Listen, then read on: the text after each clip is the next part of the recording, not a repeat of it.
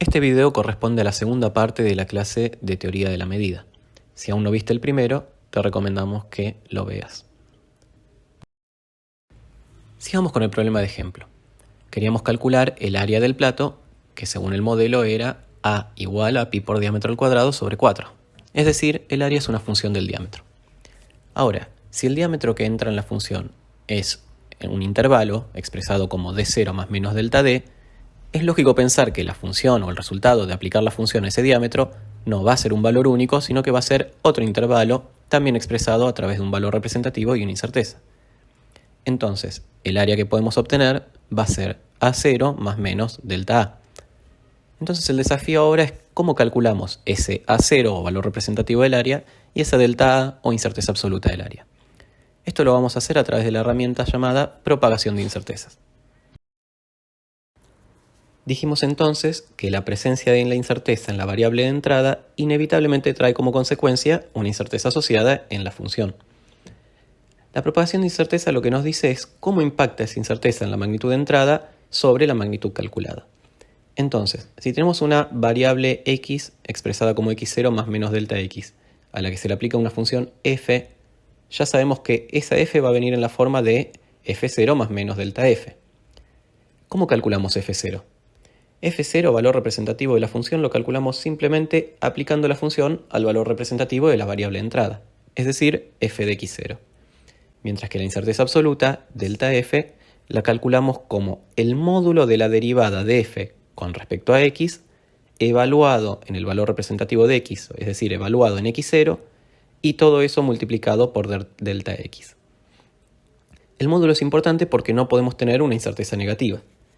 Y como ven, nosotros vamos a expresar en física 1 las derivadas como un cociente, donde la barra derecha y el x0 abajo significa evaluado en x0. Es lo que en el análisis del CBC hubiéramos dicho como f' de x0. En la filmina pueden ver una imagen que expresa el hecho de que si la variable de entrada es un intervalo, es lógico que la función aplicada también sea un intervalo. Si ahora aplicamos este concepto al área del plato, vemos que el área 0 es simplemente aplicar la función en diámetro 0, es decir, pi por d0 cuadrado sobre 4. Mientras que la incerteza absoluta del área, delta A, es derivar la función área con respecto al diámetro, evaluarla en d0, tomarle módulo y multiplicarlo por delta d. Es decir, módulo de pi por d0 sobre 2 por delta d. El concepto de propagación de incertezas no está limitado únicamente a funciones de una única variable, sino que se puede extender a funciones de varias variables. Entonces, sea f una función de las variables x, y z, que a su vez se expresan como x0 más menos delta x, y0 más menos delta y z0 más menos delta z. Y la función multivariable f de x y z, tal que f va a ser, como ya dijimos, f0 más menos delta f. Entonces, para calcular el valor representativo de f y la incerteza absoluta, procedemos de la misma forma. El valor representativo es simplemente aplicar la función en los valores representativos de las variables de entrada. En cuanto a la incerteza absoluta, tenemos que hacer lo mismo, tomar el módulo de la derivada de f, pero esta vez la derivada la tenemos que hacer 3 veces, una por cada variable. Evaluarla en el punto x0, y0, z0 y multiplicarla por la incerteza absoluta correspondiente a la variable respecto de la cual derivamos. Este tipo de derivada que solo toma o considera una única variable de todas las variables de la función se llama derivada parcial.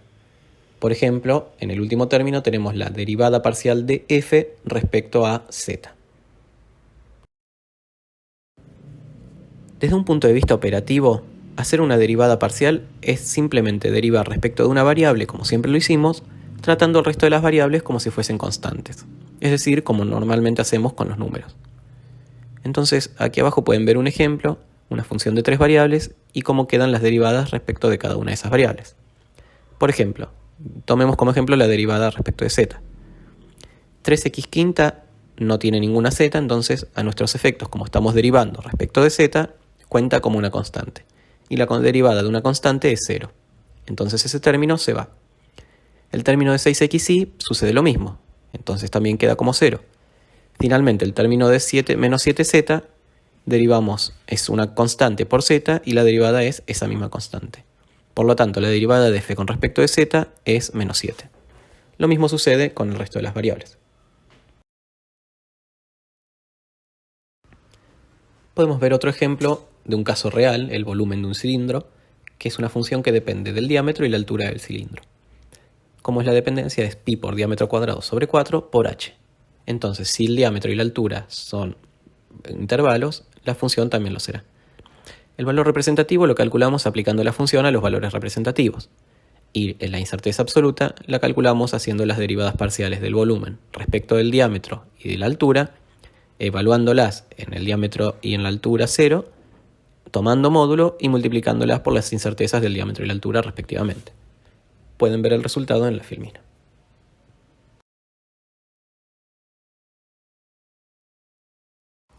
Para ir finalizando, ya sabemos medir, sabemos expresar el resultado correctamente y hasta incluso podemos propagar incertezas en magnitudes calculadas. Finalmente entonces necesitamos herramientas que nos permitan evaluar los resultados de todo este trabajo. Supongamos que tenemos los resultados de la medición de dos longitudes distintas tal como se ve en la filmina. L1 igual a 1,2 más menos 0,1 milímetros y L2 102,3 más menos 0,1 milímetros. Si tuvieran que juzgar la calidad de las mismas, ¿alguna las deja más satisfechos que la otra? Intuitivamente podríamos pensar que la medición de L2 es mejor, pues no es lo mismo tener un grado de desconocimiento de 1/10 de milímetro en una medición de 1 milímetro que tener el mismo grado de desconocimiento en una medición de 100. De alguna manera, parece que el impacto en este último ejemplo es menor. ¿Cómo formalizamos esta idea? Como vimos en la filmina anterior, el concepto de incerteza absoluta nos da una noción del ancho del intervalo de confianza, pero se queda corto a la hora de describir la calidad de esta medición, pues no nos dice nada de cómo es la incerteza absoluta en relación al valor representativo. Para tener esta relación utilizamos la incerteza relativa, que no es más que el cociente entre la incerteza absoluta y el valor representativo. También podemos expresarla en términos porcentuales multiplicando este resultado por 100%. Noten que por definición es un número adimensional, lo que permite incluso comparar mediciones de magnitudes distintas, como longitudes con pesos. Así, con este concepto podemos enunciar con fundamento matemático lo que intuitivamente ya sabíamos. Es de mejor calidad una medición de la distancia entre la Tierra y la Luna con 1 metro de incerteza absoluta que una medición del diámetro de un pelo con una incerteza de la décima de milímetro. Vemos en la filmina aplicado el concepto a las dos mediciones y la medición 1 tiene un 8% de incerteza relativa, mientras que la medición de la longitud 2 tiene un 0,1%. Evidentemente es de mejor calidad. Todo esto nos permite hablar de dos conceptos importantes a la hora de analizar las mediciones, que son la precisión y la exactitud. Quizás en un lenguaje coloquial parezcan equivalentes, pero lo cierto es que se refieren a aspectos distintos de una medición. La precisión está relacionada con la incerteza relativa. Habla del ancho del intervalo de confianza relativo al valor representativo o en un caso de un conjunto de mediciones, de la dispersión de las mismas y se puede definir matemáticamente como la inversa de la incerteza relativa. Por otro lado, la exactitud habla de la diferencia entre el valor representativo y el valor real de la magnitud medida. Es importante notar que exactitud y precisión son independientes, pues una no implica la otra, y conceptualmente tienen orígenes y asociaciones distintas. La precisión está asociada a la sensibilidad del instrumento o sistema de medición y a su calidad de lectura, mientras que la exactitud está asociada al valor real de lo que queremos medir. Pero justamente, salvo excepciones, es difícil que conozcamos el valor real de lo que queremos medir, si no, ¿para qué estaríamos midiendo? La exactitud entonces tiene que ver con la calibración del sistema, que se lleva a cabo utilizando el sistema de medición según el procedimiento establecido, aplicado en patrones cuyas características son bien conocidas y constantes. En esta diapositiva vemos una típica representación gráfica de la diferencia entre precisión y exactitud. Suponiendo que el centro de blanco en naranja es el valor real de la magnitud que estamos midiendo y que los puntos celestes son distintas mediciones de la misma, veamos qué sucede en cada caso. En el primer caso tenemos los puntos muy dispersos y no los tenemos centrados alrededor del valor real o del centro naranja. Esto nos da cuenta de que hay poca precisión, pues están dispersos, y poca exactitud, pues no están alrededor del valor real. En el segundo caso hay poca dispersión, por lo que la precisión es buena, pero las mediciones no están centradas alrededor del punto central, por lo que la exactitud es baja. En el tercer ejemplo sucede lo contrario. Tenemos una alta dispersión de puntos, lo que da cuenta de una baja precisión, pero todos centrados alrededor del valor real, por lo que la exactitud tiende a ser buena. Finalmente, en el cuarto ejemplo tenemos el mejor de los casos, tanto una buena precisión, pues los valores están bien agrupados, como una buena exactitud, pues lo hacen alrededor del centro.